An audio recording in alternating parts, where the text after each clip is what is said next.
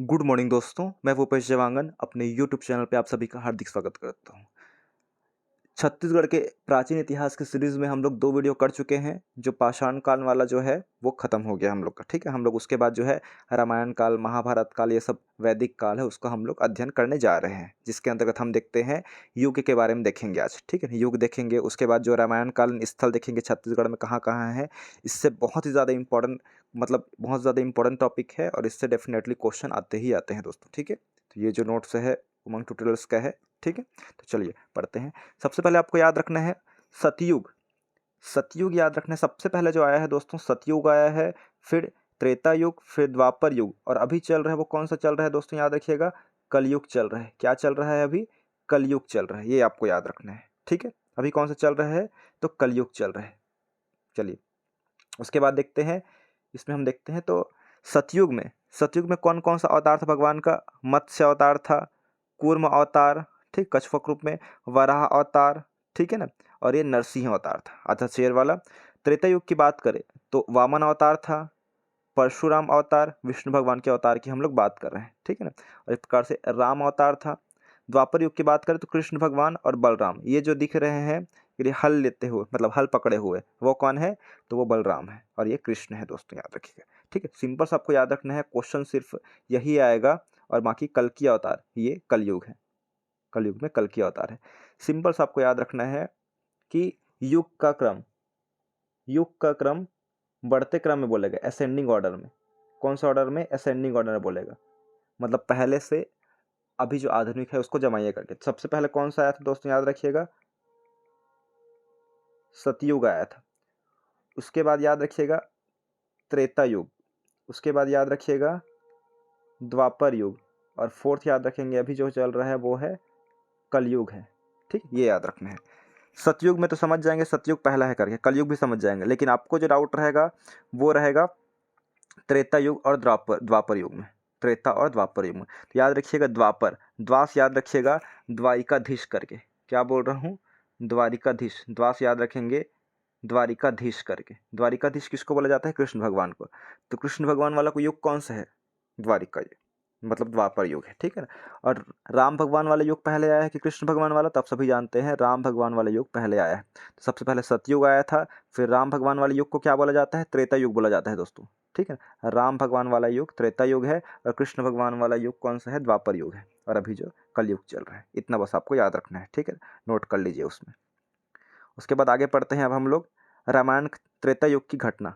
रामायण काल कौन से युग की घटना है? तो त्रेता युग की घटना है दोस्तों, याद रखिएगा, ठीक है। चलिए देखते हैं। तो देखिए वाल्मीकि, रामायण की रचयिता किसने, रामायण के रचनाकार कौन है? तो वाल्मीकि है, ठीक है, ये याद रखेंगे, महर्षि वाल्मीकि। रामचरितमानस के कौन है रचयिता? तो गोस्वामी तुलसीदास, रामचरितमानस लिखा है, ये याद रखना है। और रामचरितमानस जो है, देखिए तुलसीदास की 2 रचनाएं हैं, एक है रामचरितमानस, कौन सा है? रामचरितमानस है, और दूसरी बात करें तो विनय पत्रिका है, ये ज़्यादा इंपॉर्टेंट है, मतलब दोनों इंपॉर्टेंट है, विनय पत्रिका। और एक इसमें ब्रज भाषा में है, एक अवधी भाषा में है।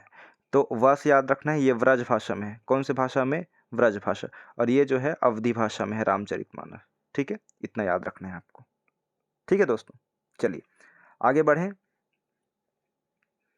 तो रामायण काल, त्रेता युग की रामायण काल, इस युग में हम लोग देखने वाले हैं कि रामायण काल तो हाँ अयोध्या अयोध्या नरेश है, राम भगवान जो है, लेकिन छत्तीसगढ़ में क्या संबंधित रहा है, क्या योगदान रहा है छत्तीसगढ़ का, कि छत्तीसगढ़ से वो कैसे संबंधित है? राम भगवान वाले जो हैं कौन कौन सी स्थल से प्राप्त हुए हैं, क्या राम भगवान यहाँ आए हैं, कैसे संबंधित है, उसी का हम लोग अध्ययन करने वाले हैं। तो ध्यान से समझिएगा दोस्तों, एक कहानी ही है। मेन जो भी चैप्टर पढ़ते हैं आप लोग उसको कहानी के माध्यम से पढ़ेंगे तो आपको हमेशा के लिए याद हो जाएगा। और राम भगवान वाले सभी कहानी जानते हैं, तो एक बार छत्तीसगढ़ में क्या हुआ था वो घटना हम लोग देख लेते हैं, ठीक है। आप लोग एज इट इज नोट्स बनाते चलेंगे इसी प्रकार, ठीक है। तो छत्तीसगढ़ का नाम हम लोग देखते हैं, जब रामायण काल चल रहा था, त्रेता युग की बात कर रहे हैं, तो हमारा जो छत्तीसगढ़ का एरिया था उस टाइम दूसरे नाम से जाना जाता था। छत्तीसगढ़ नाम से तो बाद में जाना गया, लेकिन पहले जो है ये एक एरिया ही था, एक प्रकार से अलग नाम से। तो उसी प्रकार हम लोग बात कर रहे हैं कि छत्तीसगढ़ का नाम रामायण काल में, जब रामायण का राम भगवान वाला काल था, तो हमारा जो एरिया तो वही रहेगा ना, सब भगवान लोग शासन करते थे। अभी हम लोग जैसे प्रधानमंत्री जी ये सब शासन कर रहे हैं, तो उस प्रकार भगवान लोग करते थे, एरिया तो वही था, एरिया नहीं बदला है, ठीक है ना। तो छत्तीसगढ़ का नाम दक्षिण कौशल था, याद रखेंगे दोस्तों। छत्तीसगढ़ का नाम क्या था रामायण काल में? दक्षिण कौशल था। और इसकी राजधानी क्या थी? कुशस्थली थी। जैसे अभी बात करते हैं, अभी वर्तमान में छत्तीसगढ़ नाम से जाना जाता है हमारे एरिया को। हमारा जो राजधानी है वो कौन सा है? नया रायपुर है। ठीक है। उसी प्रकार छत्तीसगढ़ का नाम रामायण काल में बात करें तो दक्षिण कौशल था, और राजधानी किसको बनाया गया था? कुशस्थली एक जगह था। ठीक है। राजा एक भानुमंत हुए हैं। भानुमंत कौन है बताइए? तो राम भगवान के नाना जी हैं। ठीक है ना। राजा भानुमंत का कोई, देखिए स्टोरी अब पढ़ते हैं। राजा भानुमंत का कोई पुत्र नहीं था, कोई भी पुत्र नहीं था। उनकी पुत्री का नाम कौन था? भानुमति था दोस्तों, याद रखेंगे। कौन था? भानुमति था, ये याद रखना है। बोली, अगर बोली की बात करें तो छत्तीसगढ़ में, छत्तीसगढ़ की प्राचीनतम बोली कौन सी है? कोसली बोली है। रामायण काल में जो बोली जाती है छत्तीसगढ़ में भाषा, वो कौन सी बोली है? कोसली बोली है, याद रखेंगे। छत्तीसगढ़ की प्राचीन बोली है। अगर बस्तर का क्षेत्र का हम लोग बात करें, हमारा जो क्षेत्र है, एक बार ड्रॉ कर रहा हूं मैं,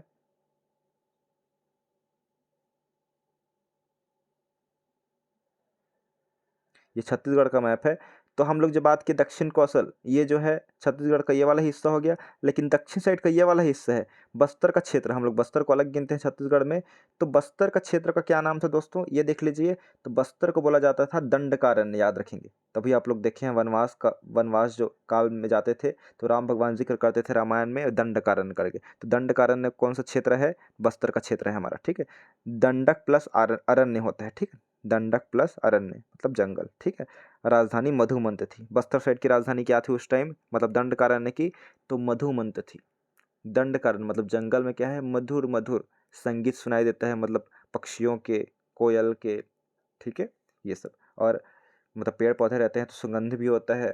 ठीक। तो मधु, मंत्र मुग्ध कर देने वाला मधुमंत इसकी राजधानी थी। चलिए आगे बढ़ते हैं। बाकी इधर रामचरितमानस की रचयिता देख लीजिए, गोस्वामी तुलसीदास है, और रामायण की रचयिता महर्षि वाल्मीकि। तो ये सब आपको नोट करते चलना है। उसके बाद देखते हैं हम लोग कौशल को, देखते हैं कौशल जो हमारा क्षेत्र है छत्तीसगढ़ का, सरयू नदी के उत्तर का भाग। ठीक है। सरयू नदी देखिए बहुत इंपॉर्टेंट है। अभी अयोध्या में राम मंदिर निर्मित हुआ है। अयोध्या जो है कौन सी नदी किनारे स्थित है? क्वेश्चन आएगा अयोध्या। तो अयोध्या कौन सी नदी किनारे स्थित है दोस्तों? तो वो है सरयू नदी के किनारे, याद रखेंगे। कौन सी नदी? सरयू नदी के किनारे स्थित है अयोध्या। कौशल दो भागों में बटा हुआ था, एक उत्तर कौशल और दूसरा है दक्षिण कौशल। ठीक है।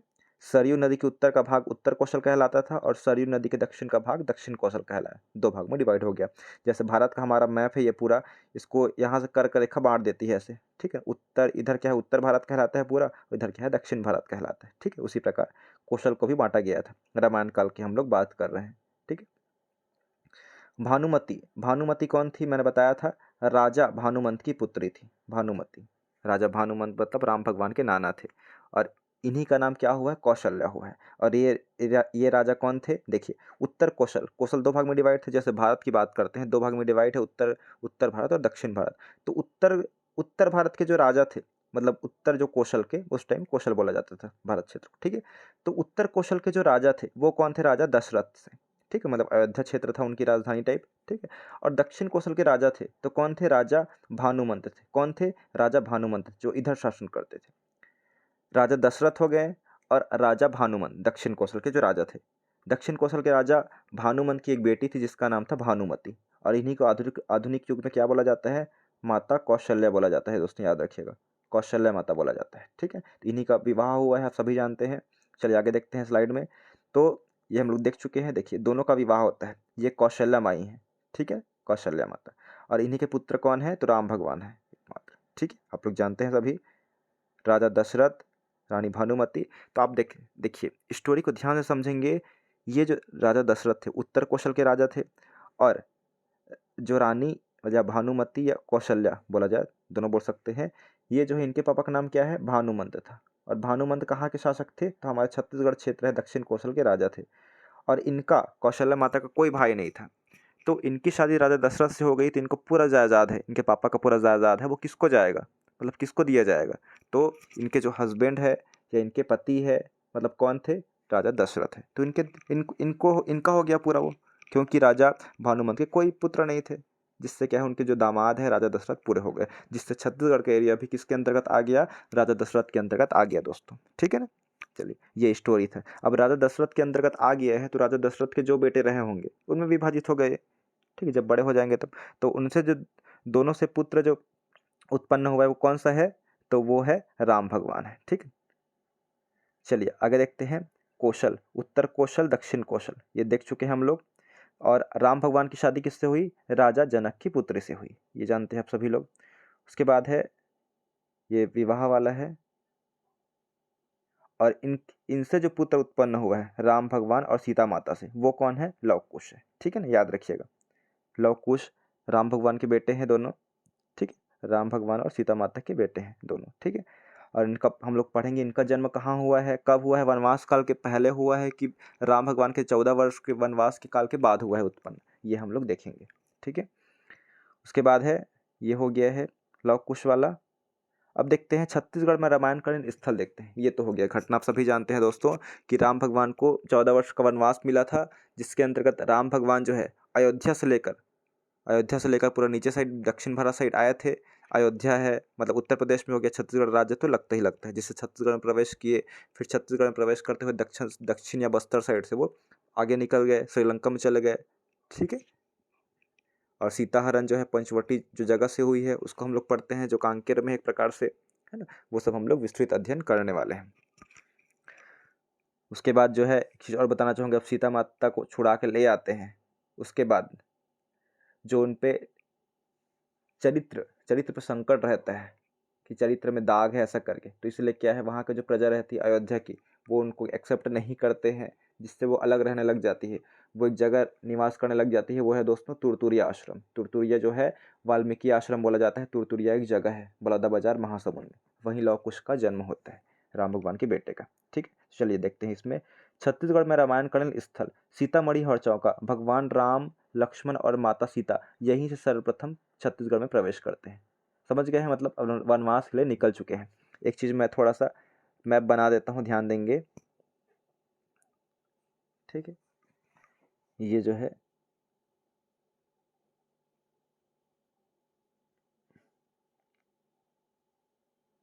एक प्रकार से महाभारत का मैप है। ठीक है ना, ठीक से नहीं बना है लेकिन जल्दी और फिर से नहीं बनाता हूँ मैं, ध्यान देंगे कि ये जो है अयोध्या का क्षेत्र है, ये छत्तीसगढ़ का क्षेत्र है। तो राम और श्रीलंका किधर है? इधर है। राम भगवान वनवास के लिए 14 वर्ष निकले थे, 14 वर्ष काटना था, तो इधर उधर जंगल में प्रवेश कर रहे थे, वो घूम रहे थे। ठीक है ना, तो इधर से होते हुए मतलब ये जो है छत्तीसगढ़ में प्रवेश किए, उसके बाद बस्तर साइड में प्रवेश किए, फिर बस्तर साइड इधर सीता माता का हरण हो गया था रावण द्वारा। तो उसके बाद जो है रावण मतलब सीता माता को छुड़ाने के लिए वो क्या है, श्रीलंका को जाने के लिए नीचे साइड ही आया ऐसे। उसके बाद यहाँ पे तमिलनाडु है, कौन सा है? तमिलनाडु है। और यहाँ पे तमिलनाडु में एक जगह है रामेश्वरम। कौन सा जगह है? रामेश्वरम जगह है दोस्तों, याद रखेंगे। रामेश्वरम में ही उन्होंने एक शिवलिंग की स्थापना की, मतलब आगे बढ़ने के लिए अपने आगे, हाँ, अपना जो अभियान चलाने के लिए, मतलब उधर रावण के पास जाने के लिए श्रीलंका। ये तो पूरा समुद्र है दोस्तों। ठीक है, तो समुद्र में कैसे जाएंगे? तो पत्थर को डालते गए उसमें, तो पत्थर क्या है उसमें उफल गया। ठीक है, याद रखेंगे, वो डूबा नहीं। ठीक है, जिससे उन लोग आसानी से उसके जो मतलब राम भगवान के सैनिक थे आसानी से श्रीलंका पहुंच गए। ठीक है, ये थी कहानी। तो चलिए देखते हैं। लेकिन तो हम लोग देखेंगे छत्तीसगढ़ में सबसे पहले राम भगवान जो है वो किस स्थान पे प्रवेश किए हैं। छत्तीसगढ़ में पहले उत्तर प्रदेश में थे राम भगवान, अयोध्या में, उसके बाद वनवास पे निकले। तो छत्तीसगढ़ में जब कदम रखे होंगे तो कहाँ पे कदम रखे होंगे सबसे पहले? किधर साइड, कौन से जिला में? तो उन्हीं की बात कर रहे हैं हम लोग। तो याद रखेंगे दोस्तों, सीतामढ़ी हरचौका बहुत इंपॉर्टेंट है, याद रखिएगा। सीतामढ़ी हरचौका जो जगह है, सीतामढ़ी हरचौका है, ये कहाँ स्थित है? एमसीबी में। पहले कोरिया जिले में आता था, लेकिन अभी ये कौन सा जिला हो गया है? एमसीबी, मनेन्द्रगढ़ चिरमिरी भरतपुर बोला जाता है इसको। 2022 में निर्मित हुआ है। ठीक है ना, ये याद रखना है।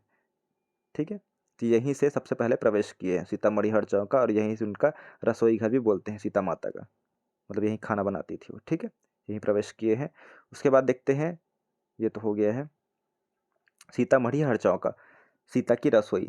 यहीं जो मनेन्द्रगढ़ चिरमिरी भरतपुर जिला है, यहीं उन लोग सबसे पहले पहुंचे छत्तीसगढ़, और यहाँ उन लोग रसोई बनाए थे, सीता माता की रसोई बोला जाता है इसको। ठीक है, सीतामढ़ी हरचौका। देखिए बहुत इंपॉर्टेंट है दोस्तों। सबसे पहले जो है राम भगवान लोग, राम लक्ष्मण और सीता माता, यही तीनों निकले थे वनवास के लिए, है ना। तो इन लोग सबसे पहले कहाँ प्रवेश किए? छत्तीसगढ़ में पूछा जाए तो सीतामढ़ी हरचौका जगह पे, इतना बस याद रखना है, ये छत्तीसगढ़ में पहला पड़ाव था। छत्तीसगढ़ में रामायणकालीन स्थल की बात करें तो अगर सरगुजा की बात करते हैं हम लोग, तो सरगुजा में कौन कौन सा जो स्थल है वो रामायण काल से संबंधित है? रामगढ़ की पहाड़ी है जो राम भगवान से संबंधित है, यहाँ भी भ्रमण किए थे। सीता कुंड है, सीता कुंड में सीता माता नहाती थी। सीता बेंगरा की गुफा है जहाँ लोग निवास किए थे। लक्ष्मण बेंगरा है, बेंगरा क्या है, मतलब ये सब क्या है, सीता माता जहाँ निवास करती थी, सीता और राम भगवान जो है सीता बेंगरा है, और लक्ष्मण भगवान जो है ना, वो दूसरे जगह निवास करते दूसरे गुफा में, तो लक्ष्मण बेंगरा है। सभी कहाँ है, सरगुजा में स्थित है। किष्किंधा पर्वत है, ठीक है ना, और हाथी को, ये सब कहाँ है, तो सरगुजा में है।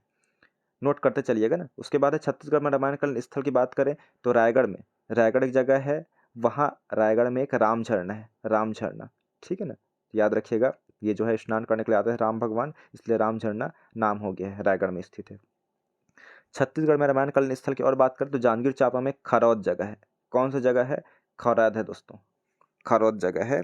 वहाँ याद रखिएगा रावण का जो कौन रहते हैं, भाई रहते हैं, ठीक है, रावण के जो भाई रहते हैं खरवदूषण, और शूर्पणखा उनकी बहन भी रहती है। तो खरवदूषण जो राक्षस रहता है वो वनवास काल के दौरान राम भगवान के पास आते हैं, ठीक है, लक्ष्मण के पास आते हैं, तो दोनों की लड़ाई चलती है, दोनों दोनों मतलब दोनों के मध्य, मतलब राम भगवान लक्ष्मण भगवान और उधर खरवदूषण के मध्य, ठीक है ना।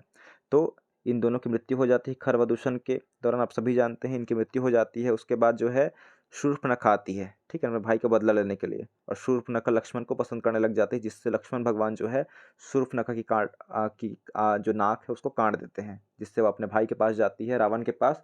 यहीं से फिर स्टार्ट होता है दुश्मनी, ठीक है। उसके बाद सीता हरण करके ले जाते हैं। तो ये जगह है, खरवदूषण का वध हुआ था, ठीक है, खरौद में। खरौद में कौन सा मंदिर है, लक्ष्मणेश्वर का मंदिर है, लक्ष्मण भगवान का मंदिर है दोस्तों, याद रखिएगा। उसके बाद बात करते हैं तो जांजगीर चांपा में एक दूसरा जगह है शिवरी नारायण, बहुत इंपॉर्टेंट, आप सभी जानते हैं शिवरी नारायण में मेला भी लगता है। शिवरी नारायण ये शबरी माता का आश्रम है। भगवान राम ने शबरी माता के जूठे बेर खाए थे, और यहाँ मतंग ऋषि का भी आश्रम है, बहुत बार एग्जाम में आ चुका है दोस्तों, याद रखिएगा, मतंग ऋषि का आश्रम, ठीक है, क्वेश्चन पर पुराना क्वेश्चन पर उठा कर देख लीजिएगा, मतंग ऋषि का आश्रम कहाँ है, तो शिवरी नारायण में है, ठीक है, इतना याद रखिएगा। जितना भी बता रहा हूँ उसको नोट करते चलिएगा, ठीक है। उसके बाद है छत्तीसगढ़ में रामायण कालीन स्थल की बात करें तो बलौदा बाजार, बलौदा बाजार में क्या क्या जगह है, बताया था मैं, तुरतुरिया है, यही वाल्मीकि का आश्रम है। वाल्मीकि कौन है, जिन्होंने रामायण लिखी है, और यही सीता माता कुछ समय के लिए रही थी, और लव कुश का जन्म भी यही हुआ था, ठीक है। उसके बाद है रायपुर के चंदखुरी, देखते हैं कौन सा है, रायपुर का चंदखुरी जो जगह है, रायपुर का चंदखुरी जगह है, यहाँ कौशल्या माता का मंदिर है, ठीक है, कौशल्या माता का एकमात्र मंदिर है यही। उसके बाद देखते हैं हम लोग और कौन सी जगह में प्रवेश है, छत्तीसगढ़ में रामायण राजिम देखते हैं, राजिम तो लोमश ऋषि का आश्रम है दोस्तों, याद रखेंगे, कौन सा ऋषि का आश्रम, लोमश ऋषि का आश्रम है। ये कहाँ स्थित है, राजिम में स्थित है। देखिए क्या लिखा हुआ है, वनवास काल में राम ने इस स्थान पर अपने कुल देवता महादेव की पूजा की थी। वो कौन से देवता को मानते थे, अपने कुल देवता महादेव को मानते थे, शंकर भगवान को, ठीक है। इसलिए आप देखे होंगे कि भगवान राम जब श्रीलंका गए, ठीक है, तो समुद्र पार करने से पहले उन्होंने एक शिवलिंग की स्थापना की अपने आराध्य देव को पूजा करने के लिए। तो वहीं एक ज्योतिर्लिंग स्थापित हुआ है जिसका नाम क्या है, रामेश्वरम है। रामेश्वरम ज्योतिर्लिंग कहाँ है, तमिलनाडु में, ठीक है, रिकॉल हो गया होगा आशा करता हूँ। तो वनवास काल में राम ने इस स्थान पर अपने कुल देवता महादेव की पूजा की, इसलिए यहाँ कुलेश्वर महादेव मंदिर भी है, याद रखेंगे, कुलेश्वर महादेव मंदिर कहाँ स्थित है, कुलेश्वर, कुल का ईश्वर कौन थे, महादेव, याद रखिएगा। तो कहाँ स्थित है, गरियाबंद जिला राज्य में स्थित है। लोमश ऋषि का आश्रम भी है यहाँ, ठीक है, लोमश ऋषि उस टाइम थे। उसके बाद है गरियाबंद में और देखते हैं तो लोमश ऋषि का आश्रम ये तो हो गया है, वही है। उसके बाद देखते हैं हम लोग तो छत्तीसगढ़ में रामायण कालीन स्थल श्रृंगी ऋषि का आश्रम भी है, याद रखिएगा। धमतरी में इतना बस याद रखना है, यहाँ श्रृंगी ऋषि का आश्रम है। सिहावा पर्वत से कौन सा नदी का उद्गम होता है, महानदी का उद्गम होता है, आप सभी को मालूम है, ठीक है, ठीक। उनके जो राम भगवान एक शांताबाई, एक मतलब दीदी बोलते थे, उन्हीं के जो मतलब पति है, उन्हीं का नाम था श्रृंगी ऋषि का, ठीक है ना, तो याद रखिएगा, उन्हीं का आश्रम था, वहाँ पे ठहरे हुए थे थोड़े समय के लिए। उसके बाद देखेंगे हम लोग तो पंचवटी, सीताहरण का उल्लेख यहीं से मिलता है दोस्तों, और मारीच का वध भी किया गया है, सीताहरण का उल्लेख पंचवटी नामक स्थान पे, ये कहाँ स्थित है, कांकेर, ठीक है, मैंने जिक्र कर दिया था इसका। उसके बाद है रामा रामा, रामा रामा एक छत्तीसगढ़ का लास्ट छोर है दोस्तों, देख लीजिए, ठीक है। उसके बाद भगवान जो है उत्तर प्रदेश से आए हैं, छत्तीसगढ़ में प्रवेश किए, उसके बाद छत्तीसगढ़ से भी निकाल के दक्षिण साइड जाएंगे, तो सुकमा की बात करेंगे, ठीक है। सुकमा जिला छत्तीसगढ़ का दक्षिण साइड जिला है। सुकमा जिला में एक जगह है रामा राम, रामा राम में हर वर्ष मेला भी लगता है, ये सुकमा में स्थित है। भगवान राम और लक्ष्मण यहाँ से दक्षिण की ओर सीता माता की खोज करने निकल जाते हैं, ठीक है, तो ये है। और आगे देखते हैं तो पढ़ चुके हैं। रामाराम जो है जगह देख लीजिए ना, ये छत्तीसगढ़ का मैप था। अब इसमें देख लेते हैं हम लोग, देखिए ध्यान से देखेंगे एक बार। राम भगवान सबसे पहले कहाँ पहुँचे हैं दोस्तों? यहाँ सीतामढ़ी हरचौका पहुँचे हैं, ठीक है ना। तो इस प्रकार वो भ्रमण करते रहे। सरगुजा, सरगुजा में गया, सीता बेंगला लक्ष्मण बेंगला की गुफा है, राम झरना की गुफा है, ठीक है ना। ये सब शबरी माता के बेर खरवा दूषण का वध किए हैं, ठीक है। तो ये सब पूरा जो स्थल है वो क्या स्थल है? रामायणकालीन स्थल है, ठीक है, ये जो है। और लास्ट में हम लोग पढ़े हैं यहाँ जो स्थल है रामाराम एक जगह है, रामाराम जो जगह है वो सुकमा में स्थित है। रामारामा जो जगह है दोस्तों याद रखेंगे छत्तीसगढ़ का सबसे लास्ट पॉइंट है, मतलब भगवान जो है यहाँ से यही बॉर्डर था, यही लास्ट कदम रखे थे, उसके बाद दूसरे स्टेट में चले गए। और सबसे पहले कदम रखे हैं वो कौन सी जगह है? सीतामढ़ी हरचौका पढ़ चुके हैं आप लोग, ठीक है, ये जो है एमसीबी में है। उसके बाद देख लेते हैं हम इसमें, देखिए ये जो है सीतामढ़ी लिखा हुआ है, रामगढ़ लिखा हुआ है, ठीक, सूर्य नारायण लिखा हुआ है, तुरतुरिया लिखा हुआ है, ये चंद्रखोड़ी लिखा हुआ है, राजिम लिखा हुआ है, सिहावा पर्वत लिखा हुआ है, जगदलपुर से भी प्राप्त हुआ है, और रामाराम लास्ट जगह, ठीक है। तो चलिए हम लोग आज देखने वाले हैं श्री राम वन गमन पथ, बहुत इंपॉर्टेंट है। कौन सा है? श्री राम वन गमन पथ दोस्तों, ठीक है। इसको हम लोग नेक्स्ट वीडियो में करेंगे। Thank you.